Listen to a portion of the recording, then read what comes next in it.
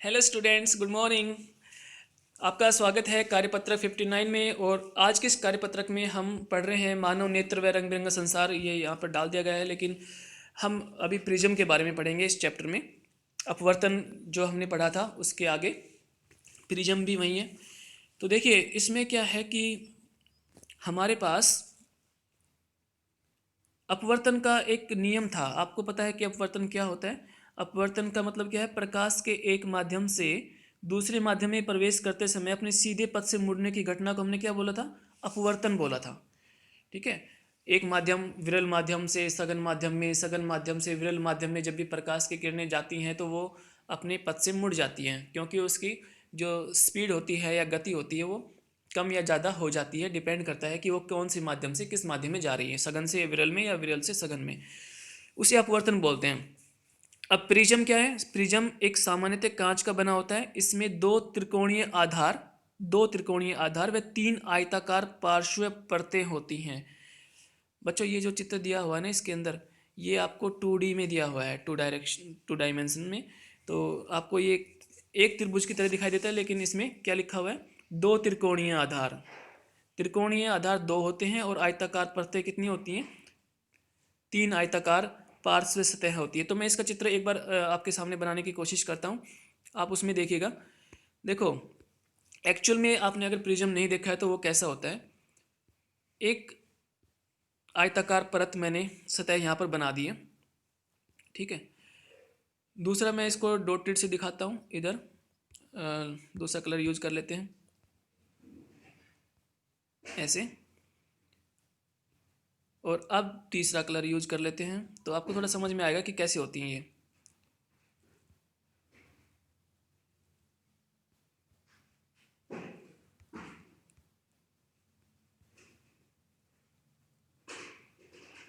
इस तरह से होती है इसके अंदर ये, यानी कि तीन पार्श्व सतह हो गई हैं। और सामने वाले जो हिस्से हैं, एक पीछे की तरफ चला गया है, मैं सामने वाला और बना देता हूँ इसमें।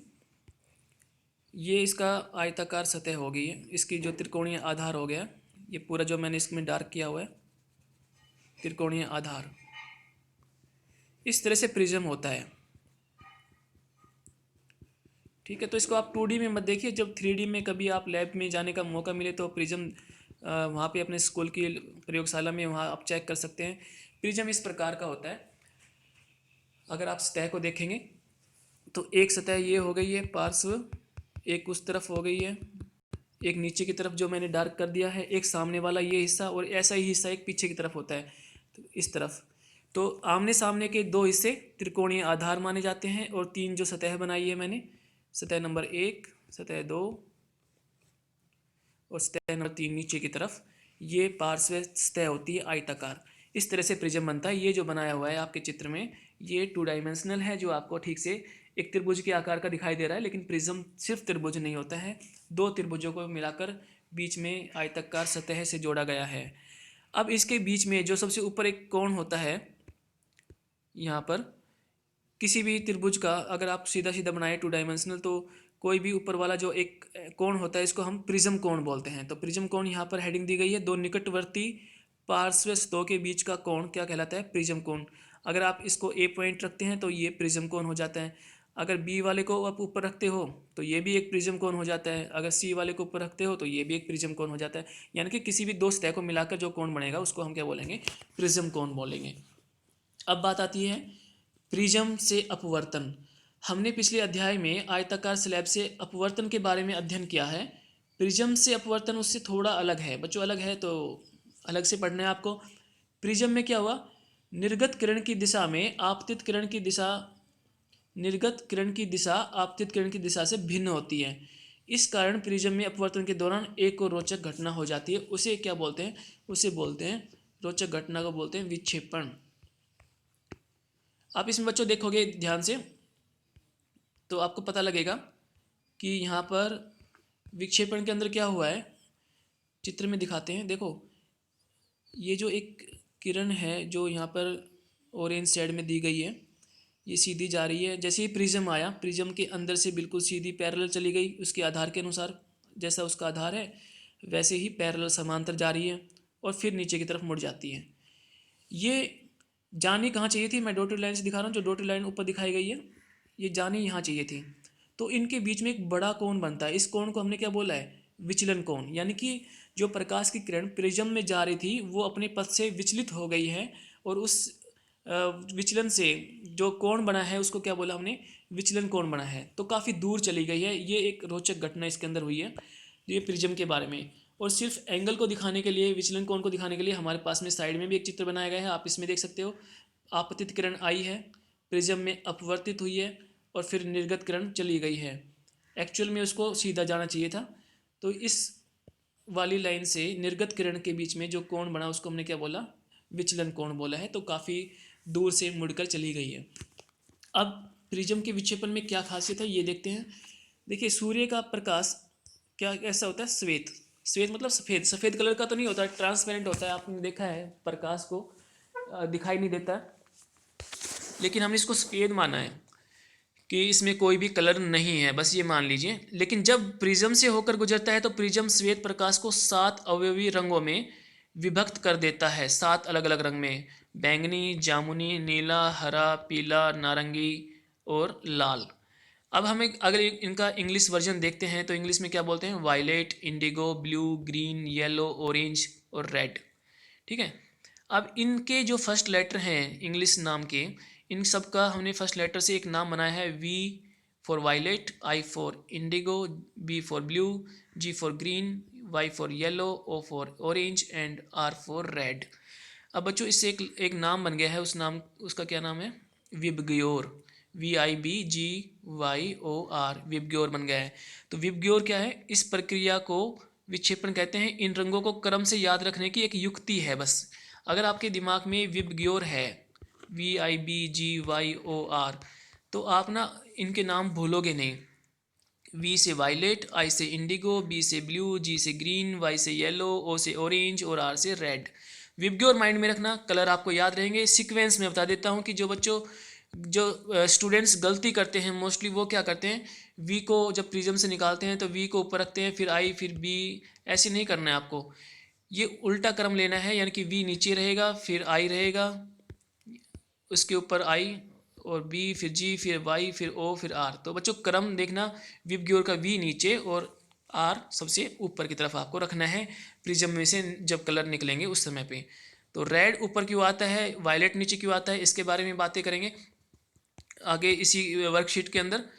तो देखिए अवयवी वर्णों का के इस बैंड को हमने क्या बोला, स्पेक्ट्रम। ये जो जितने भी कलर यहाँ से निकलते हैं इस पूरे को हमने क्या बोला है, स्पेक्ट्रम बोला है। ठीक है। स्पेक्ट्रम क्या होता है, कोई आपसे पूछे क्या बोलोगे, कि प्रिज्म से जो 7 प्रकार के रंग निकलते हैं उनके पूरे बैंड को या पूरी संरचना को हम क्या बोलते हैं, स्पेक्ट्रम बोलते हैं। अब स्पेक्ट्रम बनने का कारण क्या है, सूर्य का श्वेत प्रकाश 7 रंगों से बना होता है, हर रंग का अपना अलग अलग तरंग दैर्घ्य होती है। तरंग दैर्घ्य बच्चों उनका जो गमन होता है, पाथ, इस तरह से जो किरणें चलती हैं उनको हम तरंग दैर्घ्य बोलते हैं। जिसमें ज़्यादा ऊर्जा होती है वो ज़्यादा स्पीड से चलती है, उसकी तरंग दैर्घ्य छोटी बनती है। और जिसमें कम ऊर्जा होती है वो उसकी तरंग दैर्घ्य ज़्यादा बड़ी बड़ी बनती है, क्योंकि वो धीरे धीरे चलती है। तो कम ऊर्जा बड़ी तरंग दैर्घ्य, ज़्यादा ऊर्जा छोटी तरंग दैर्घ्य। अब देखिए तो उसमें उपस्थित सभी वर्ण अलग अलग कोण पर मुड़कर प्रिज्म से निर्गत होते हैं। तो क्योंकि सबकी तरंग दैर्घ्य अलग है तो अलग अलग कोण से प्रिज्म से बाहर आएंगे। रेड पहले आ जाएगा, तरंग दैर्घ्य ज़्यादा है, और जो वायलेट है सबसे सीधा निकल जाएगा, सबसे ज़्यादा मुड़कर आएगा क्योंकि इसकी तरंग दैर्घ्य सबसे छोटी है। तो जिसकी तरंग दैर्घ्य बड़ी होती है वो लगभग सीधा सा ही निकल जाता है, और जिसकी तरंग दैर्घ्य छोटी है वो ज़्यादा विक्षेपण शो करता है और ज़्यादा मुड़ जाता है। तो वायलेट इसलिए सबसे नीचे मुड़कर निकलता है। अब देखिए इसके आगे लिखा हुआ भी है कि लाल रंग का तरंग दैर्घ्य सबसे अधिक होता है और यह सबसे कम मुड़ता है। बैंगनी रंग का तरंग दैर्घ्य सबसे कम होता है और यह सबसे अधिक मुड़ता है। विचलन कोण क्या होता है, विचलन कोण 1/, तरंग दैर्घ्य होता है। जितनी ज़्यादा तरंग दैर्घ्य विचलन कोण उतना ही कम होता है, क्योंकि तरंग दैर्घ्य बच्चों नीचे है। ध्यान रखना इस सूत्र में तरंग दैर्घ्य का मतलब डिवाइड में है ये। तो तरंग दैर्घ्य जितनी ज़्यादा होगी विचलन कोण उतना ही क्या होगा, कम होगा, और तरंग दैर्घ्य जितनी कम होगी विचलन कोण उतना ही क्या होगा, ज़्यादा होगा। तो यही तो हमने बोला कि लाल रंग की जो तरंग दैर्घ्य होती है वो सबसे ज़्यादा होती है, इसलिए उसका विचलन कोण सबसे कम होता है, तो लगभग वो सीधी निकल जाती हैं। और जो बैंगनी रंग है उसकी तरंग दैर्घ्य सबसे कम होती है, इसलिए उसका विचलन कोण सबसे ज़्यादा होता है, वो सबसे ज़्यादा मुड़ जाती है, सबसे नीचे आपको दिखाई देती हैं। अब एक और जो परिघटना है जो हमारे प्रकृति में चलती रहती है वो क्या है, इंद्रधनुष का बनना, और इसके ऊपर क्वेश्चन आते रहते हैं। ये एक प्राकृतिक स्पेक्ट्रम है, ये प्रिज्म की तरह नहीं है कि हम उसमें से प्रकाश की किरणें गुजार रहे हैं और फिर हमारे पास में 7 रंगों की एक स्पेक्ट्रम बन के आया है। ये प्रकृति में अपने आप प्राकृतिक रूप से होने वाली परिघटना है। तो यह वायुमंडल में उपस्थित जल की बूंदों द्वारा सूर्य के प्रकाश का विक्षेपण होने पर उत्पन्न होता है। जल की छोटी बूंदें प्रिज्म की तरह कार्य करती है। ठीक है, जैसे प्रिज्म में जब विक्षेपण होता था, जल की छोटी छोटी बूंदें भी वही काम करती हैं। जब सूर्य का प्रकाश इन बूंदों में प्रवेश करता है, अब बच्चों पढ़ने लायक चीज है, एक लाइन है, जब सूर्य का प्रकाश इन बूंदों में प्रवेश करता है तब अपवर्तित व विक्षेपित होता है, फिर पूर्ण आंतरिक परावर्तन के पश्चात पुनः विक्षेपित होकर जल की बूंद से निर्गत होते हुए इंद्रधनुष का निर्माण करता है। अब यहाँ पर जो कुछ भी लिखा हुआ है वो आपको इस चित्र से समझना है बच्चों। चित्र में और लिखने वाले में क्या बताया गया है वो आपको तब समझ में आएगा जब आप चित्र की तरफ ध्यान देंगे। देखो, जब प्रवेश करता है बूंदों में तो अपवर्तित होता है, विक्षेपित होता है। तो देखो यहाँ पर जो बी पॉइंट है, पॉइंट ए से सूर्य का प्रकाश चला, सफेद प्रकाश, और पॉइंट बी के ऊपर उसका क्या हुआ है, अपवर्तन। आपको पता है कि एक माध्यम से दूसरे माध्यम में प्रकाश जा रहा है तो उसका क्या होगा, अपवर्तन होगा। अब वो 7 रंगों में विभक्त होना शुरू हो गया है। इस वाले पॉइंट को हम क्या बोलेंगे, विक्षेपण। तो पहले तो हुआ अपवर्तन, फिर क्या हुआ, विक्षेपण। सी पॉइंट देखिए ध्यान से, सी पॉइंट पे प्रकाश की किरणें इस बूंद के अंदर टकराकर और वो अंदर के अंदर वापस मुड़ गई हैं। ठीक है, तो ये आपको दर्पण वाला एक परिघटना याद आ रही होगी। दर्पण में क्या होता है, प्रकाश की किरणें टकराती हैं और वापस मुड़ जाती है, वैसे ही यहाँ पर हुआ, अंदर के अंदर ही टकराकर मुड़ गई हैं, आर पार नहीं गई है। तो इसे हम क्या बोलेंगे, परावर्तन। परावर्तन में ऐसे ही होता है। और जब ये बाहर आती हैं तो फिर से क्या होता है, माध्यम चेंज होता है, तो वहाँ पर भी क्या हो गया, अपवर्तन। इस प्रकार अपवर्तन, विक्षेपण, परावर्तन और फिर से क्या हुआ है, अपवर्तन। और ये जब बाहर आती है तो 7 रंगों में विभक्त होकर आती है, जिससे हमें क्या दिखाई देता है, एक इंद्रधनुष दिखाई देता है। तो इंद्रधनुष कैसे बनता है, आप यहाँ से जब सूर्य का प्रकाश बूंदों में प्रवेश करता है यहाँ से लेकर उस यहाँ तक लिख लेना। इसके ऊपर क्वेश्चन आते हैं 2-3 लाइन का, और ये चित्र बनाना ना भूलें, चित्र ही ज़्यादा इंपॉर्टेंट है। जो बच्चे चित्र पे ध्यान देते हैं तो वो लिखने वाला अगर थोड़ा बहुत इधर उधर हो जाए तो काम चल जाता है। अब देखिए, प्रकाश का आयताकार स्लैब से विक्षेपण प्रिज्म के विक्षेपण से किस प्रकार भिन्न है। भाई भिन्न इसलिए है क्योंकि वहाँ पर क्या बनता है, विचलन कोण बनता है, जो कि वहाँ पर नहीं बनता था। देखिए, प्रिज्म में अपवर्तन उससे थोड़ा अलग है। प्रिज्म में निर्गत किरण की दिशा में आपतित किरण की दिशा से भिन्न होती है। और वो दिशा क्यों भिन्न होती है, क्योंकि वहाँ पर एक कोण बनता है, उस कोण का नाम क्या है, विचलन कोण है। तो आपको सिंपल लिख देना है कि विचलन कोण की वजह से जो निर्गत किरण की दिशा होती है आपतित किरण की दिशा से भिन्न हो जाती है, और ये विचलन कोण स्लैब में, कांच की स्लैब में नहीं बनता है। इसके बाद में दूसरा क्वेश्चन है, इंद्रधनुष का निर्माण किस प्रकार होता है। तो इसका आंसर आपको यहाँ से लिखना है, जब सूर्य का प्रकाश इन बूंदों से प्रवेश करता है, इन बूंदों को काट देना, बूंदों से प्रवेश करता है तब अपवर्तित व विक्षेपित होता है, फिर पूर्ण आंतरिक परावर्तन होता है। पॉइंट सी पर पूर्ण आंतरिक परावर्तन है के पश्चात पुनः विक्षेपित होकर जल की बूंद से निर्गत होते हुए इंद्रधनुष का निर्माण होता है, और सामने ये चित्र बना देना। तीसरा क्वेश्चन हमारे पास में है कि लाल रंग का तरंग दैर्घ्य सबसे क्या होती है, तरंग दैर्घ्य सबसे अधिक होती है। तो पहले वाले जो ब्लैंक है उसमें सबसे अधिक होती है, और बैंगनी का तरंग दैर्घ्य, यहाँ पर तरंग दैर्घ्य आ जाएगी।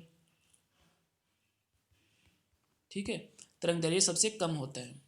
तो पहले वाले ब्लैंक में अधिक और दूसरे वाले में तरंग दैर्घ्य। किसी प्रिज्म का विक्षेपण कोण किसे कहते हैं, किसी प्रिज्म का विक्षेपण कोण उस कोण को कहते हैं जहाँ से निर्गत किरण विचलन करती है।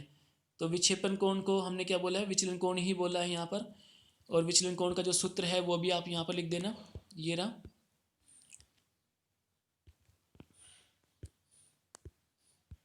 विचलन कोण बराबर में 1/, तरंग दैर्घ्य। पहले आप ये सूत्र लिखना, उसके बाद में लिख देना कि विचलन कोण वह कोण होता है जिसके द्वारा निर्गत किरण आपतित किरण से भिन्न हो जाती है, अपना रास्ता पथ बदल लेती है। उस कोण को हमने क्या बोला है, विचलन कोण बोला है या विक्षेपण कोण बोला है। तो इस वाले चित्र को बना देना साथ में, और ये वाला इसका बच्चों सूत्र लिख देना। तो आपकी ये वर्कशीट कंप्लीट हो जाएगी। रंग बिरंगा संसार पढ़ने में आपको काफ़ी मज़े आएंगे। आगे भी आप आँखों के बारे में भी पढ़ेंगे, क्योंकि आँखें हैं तो ये रंग बिरंगा संसार दिखाई देता है। प्रकाश है तो रंग बिरंगा संसार दिखाई देता है, क्योंकि अब आपको पता लग गया है कि प्रकाश के अंदर ही रंग होते हैं जो हमें श्वेत दिखाई देता है।